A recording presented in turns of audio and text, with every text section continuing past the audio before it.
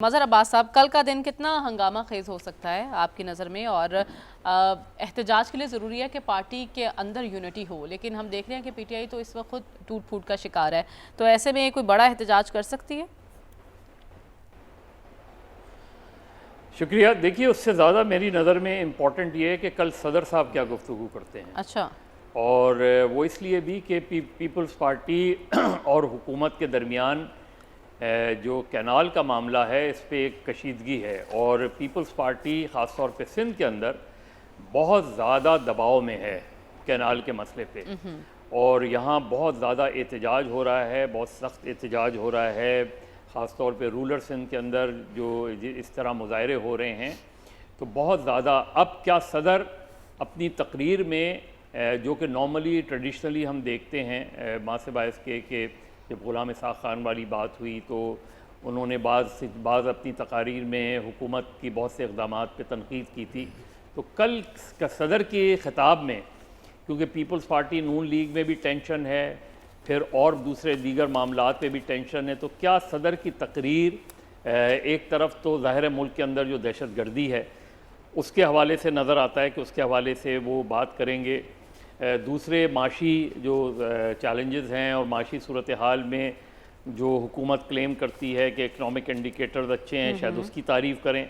लेकिन ऐसा नहीं होगा कि वो तकरीर सिर्फ़ तारीफ़ से होगी, उसमें तनकीद भी नज़र आएगी हमें। और यही इम्पॉर्टेंट है कि क्या दो टोक अल्फाज में सदर कर अपनी तकरीर में ये जो 6 कैनाल का मसला है इसका ज़िक्र करेंगे या नहीं करेंगे।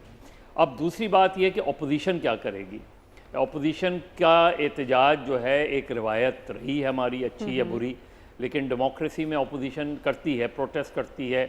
प्रोटेस्ट की नौयत क्या होगी ये देखना है। जो नॉर्मल हमने देखा है प्ले कार्ड उठा के तकरीर के दौरान जो है वो नारेबाजी करके उस हद तक रहता है अगर मामला, तो ये तो एक ट्रेडिशनल वो है और नॉर्मल चीज़ें हैं, इसमें तो कोई इतनी ज़्यादा, इससे ज़्यादा बात आगे जाती है। और देखना ये कि इस पर हुकूमत के रवैया क्या होता है, हुकूमती अरकान जो हैं वो उसमें उलझेंगे या खामोशी से बैठ के जो है अपोजिशन को एहतजाज करना देंगे। फिर विद इन अपोजिशन क्या मौलाना फजल रहमान कल की तकरीब में शिरकत, कौमी असम्बली के सेशन में शिरकत करेंगी भी या नहीं करेंगे उसमें, और JUI का टोकन पार्टिसिपेशन होगी, JUI एब्सेंट करेगी या JUI जो है लेकिन जिस तरह बाकी दोस्तों ने कहा इस चीज़ का इम्कान कम है कि JUI उस प्रोटेस्ट का हिस्सा बने PTI के साथ। लेकिन और भी जो दीगर जमातें हैं अपोजिशन की, उनका क्या रवैया होगा कल के एहतजाज में, या सिर्फ कल ये सोलो एहतजाज होगा PTI का। अगर सोलो एहतजाज होता है तो इसका मतलब ये है कि ग्रैंड अलायंस वाली बातें अभी दूर हैं। पीपल्स पार्टी और नून लीग के दरमियान जो मामला चल रहे हैं, कल आपको लगता है कि सदर मुमलिकत उन मामलात को हाईलाइट करेंगे? उन्हें करना भी चाहिए क्योंकि वो तो सदर मुमलिकत हैं, किसी पार्टी को तो रिप्रेजेंट नहीं करेंगे वो वहाँ खड़े होकर। जी करना चाहिए उन्हें, मेरा ख्याल है, क्योंकि मैंने फिर जिस तरह कहा कि ख़ास तौर पे ये जो पानी का मसला है जो सिंध में इस पर एहतजाज हो रहा है, ये अगर सदर की कल की तकरीर में नहीं होगा तो इसका सिंध में रद्दअमल हो सकता है। अच्छा। और ये ख़ुद सदर को भी अंदाज़ा है इस चीज़ का।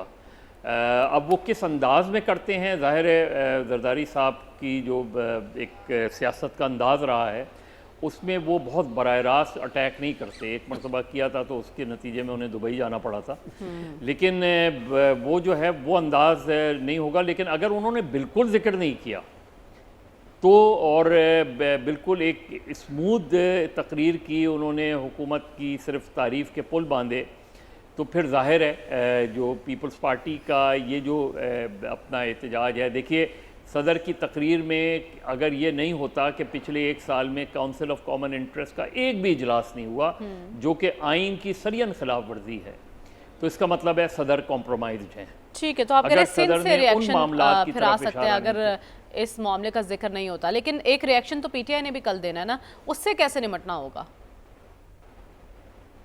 देखिए दो ही तरीके होते हैं। एक तो ये कि PTI, मैंने कहा ना PTI का अंदाज़ एहतजाज क्या होता है इस पर डिपेंड करता है। प्ले कार्ड्स लेके बिल्कुल इस पर अपना स्पीकर की जो डेस्क है उसके सामने आके खड़े हो जाना, नारेबाजी मुसलसल करना, ये सारी चीज़ें ये होती रही हैं और इस पे गवर्नमेंट की खामोशी ही बेहतर होती है। जो ट्रेजरी बेंचेस हैं वो खामोश रहें तो बेहतर होती है, और उसमें ज़ाहिर है होता यही है कि सदर अपनी तकरीर जारी रखते हैं, अपोजिशन अपनी नारेबाजी जारी रखती है। मुझे इस चीज़ का इम्कान कम लगता है कि बॉयकॉट होगा, क्योंकि बॉयकॉट तो हुकूमत को फ़ायदा देगा। बॉयकॉट करेंगे या वॉकआउट करेंगे तो उससे तो हुकूमत को फ़ायदा होगा, उस पर ज़ाहिर है सदर की तकरीर स्मूथ हो जाएगी।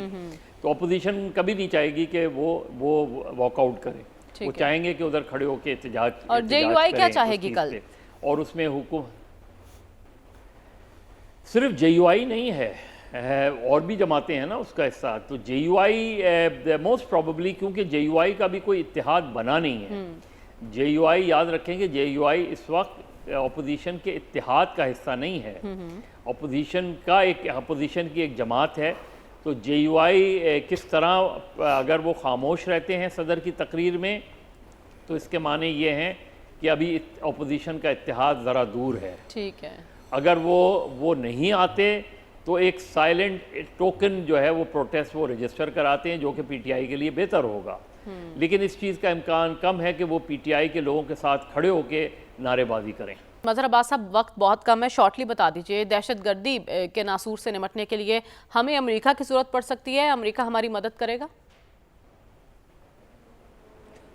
चलिए, बहुत ही मुख्तसर टाइम है तो एक शेर सुना देता हूँ, उसी में आपको अंदाज़ा हो जाएगा। कहीं बाहर से नहीं घर से उठा है फितना, कहीं बाहर से नहीं घर से उठा है फितना, शहर में अपने ही दफ्तर से उठा है फितना। बिल्कुल सही। ये जो अभी अस्करी साहब बात कह रहे थे ना, ये बुनियादी तौर पे इसी पर गौर करना चाहिए कि हमने सियासत में भी जो प्रोजेक्ट बनाए और ये जितने मुख्तलिफ ग्रुप्स हैं इनकी पैदावार भी जहाँ यहीं से हुई, आज ये सारे लोग आपके गले पड़े हुए हैं।